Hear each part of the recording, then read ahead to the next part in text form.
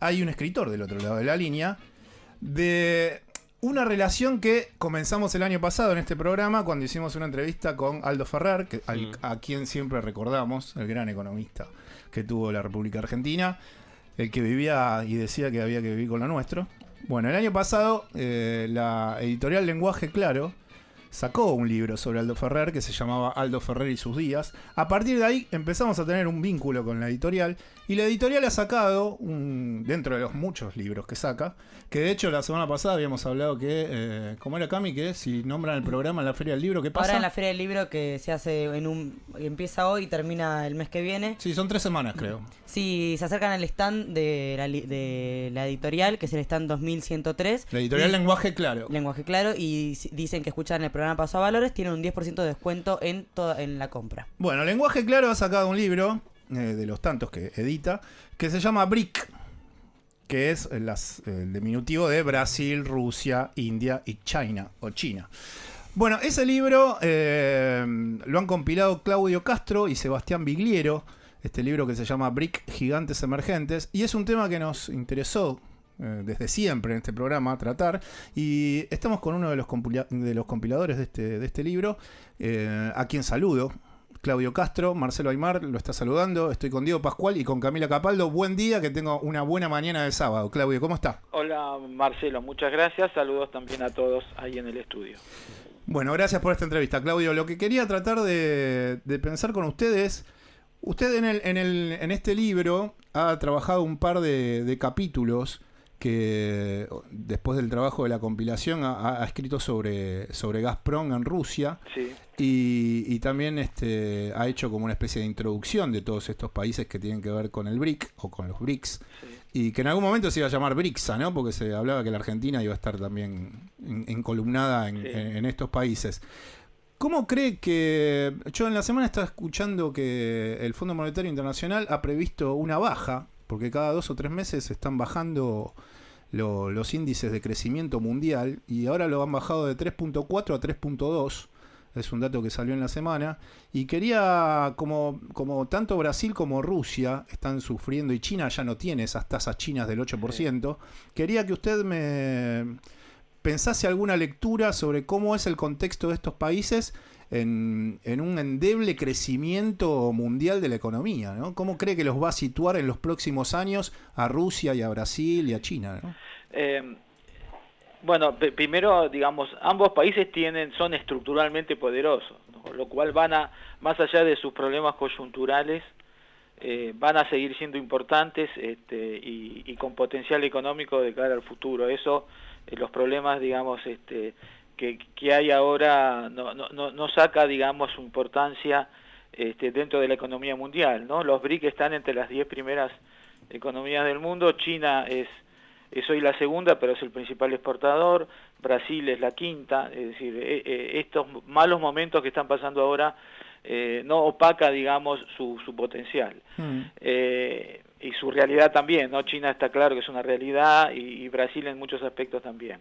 Ahora, respecto a Rusia, un poco, nosotros lo decimos en el artículo sobre Gazprom. La matriz económica de Rusia sigue siendo en gran parte todavía la del régimen comunista, por lo menos en cuanto al comercio exterior. Es decir, ¿qué es lo que ofrece hoy Rusia al mercado internacional? No es muy distinto a lo que ofrecía hasta la época de Gorbachev. Básicamente hidrocarburos, como decía Erich Hoffmann, la Unión Soviética se había convertido en una colonia petrolera de Occidente, y armas. Si uno ve cuáles son los acuerdos comerciales que ha hecho Rusia con América Latina, básicamente son esas dos cosas. A los venezolanos les vende armas, no les vende petróleo porque ya lo tienen, hacen explotación conjunta de algunos yacimientos, y al resto de los países son todos acuerdos vinculados a la energía.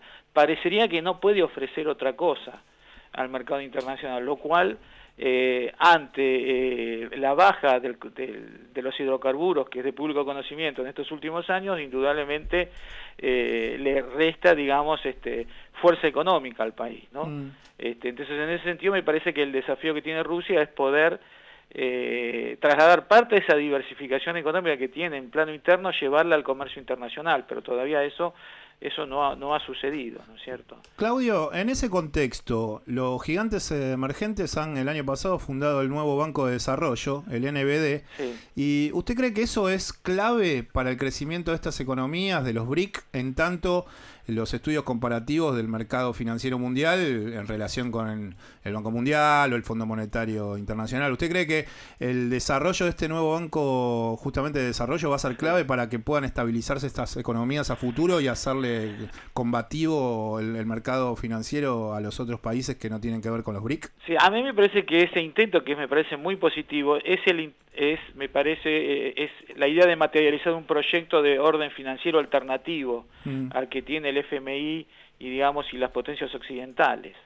Me parece que eso hay que leerlo más desde ese lado, de que una posibilidad de que estos países puedan de alguna manera ayudarse con ese banco. Me parece que podría ser más importante para otros países que puedan sumarse a este club, a este nuevo orden financiero que ellos intentan, comenzar a articular, ¿no? Creo que hay que verlo más desde ese lugar por ahora, ¿no?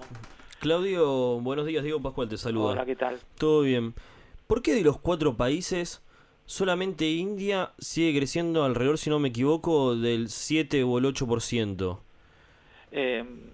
Bueno, en ese nivel está China también hoy, ¿no? Lo que pasa es que para China implica una desaceleración económica, ¿no? Que crecía a tasa de 2 dígitos. En el caso de China, de la India, lo que ha sucedido es el enorme potencial que tiene, hay una apertura que ellos hacen a partir de los años 80 a la inversión extranjera, y entonces eso de alguna manera desata las potencialidades económicas que tiene la India hasta hoy, y que todavía ese modelo no se ha agotado porque tiene mucho todavía por cubrir. Por ejemplo, tiene enormes franjas de pobreza todavía la India, que tiene la posibilidad de incorporar al mercado interno. Sus empresas tiene una serie de grupos económicos, como un poquito se evidencia en nuestro libro, como es el caso del Tata Group. Son grupos enormemente dinámicos y con una fuerte capacidad de inserción en el mercado internacional. Y tiene un elemento, la India, que todavía no ha explotado lo suficiente, que creo que le va a generar en el futuro importantes aumentos en la productividad del trabajo, que no tiene todavía totalmente incorporada a la mujer en el mercado de trabajo. Cuando eso se logre plenamente, yo diría que puede suceder lo mismo que ha pasado con China, ¿no? Que alcance tasas inclusive de 2 dígitos. Lo que pasa es que la cultura india reprime mucho también a la mujer. Eso es verdad, pero a mí me parece que, como decía Marx, ¿no? Todo lo que es sólido se desvanece en el aire. El capitalismo, en la medida que va penetrando, va erosionando muchas de esas costumbres. Pasó en China, y yo creo que con el tiempo va a pasar en la India también, ¿no? Claudio, buenos días. Camila Capaldo lo saluda. Hola, ¿qué tal, Camila? En cuanto a Estados Unidos, quisiera ver cómo ve estos gigantes emergentes de esta época y cómo queda Estados Unidos parado, ¿no? Bueno, Estados Unidos me parece que ya está resignado a perder el primer puesto de la economía mundial, ¿no? Que esto va a pasar, yo diría, en un lapso de no más de 3 o 4 años. De hecho, ya perdió, China ya es el primer exportador e importador mundial. Así que me parece que eso para Estados Unidos es inevitable, ¿no es cierto? Ahora, me parece que las preocupaciones no pasan tanto por ahí, sino por otras cuestiones que tienen que ver más que nada con la política internacional, sobre todo de China, diría yo, en el tema del armamento no convencional, la cooperación militar que tiene China con algunos países que de alguna manera debilitan el orden, internacional que pretende establecer Estados Unidos. Y la otra cuestión que tiene también, me parece complicada con China, es el tema del espionaje informático, que es un verdadero dolor de cabeza para las empresas norteamericanas, sobre todo las que están, en la frontera tecnológica, ¿no? Ese es un tema de agenda entre los dos países y verdaderamente es un gran problema para ellos, ¿no? Claudio, y para ir finalizando, ¿cómo está marchando el libro? ¿Por qué quisieron hacer este libro? ¿Cómo es el trabajo de compilador? ¿Si ha tenido estas experiencias ya en otro tipo de material?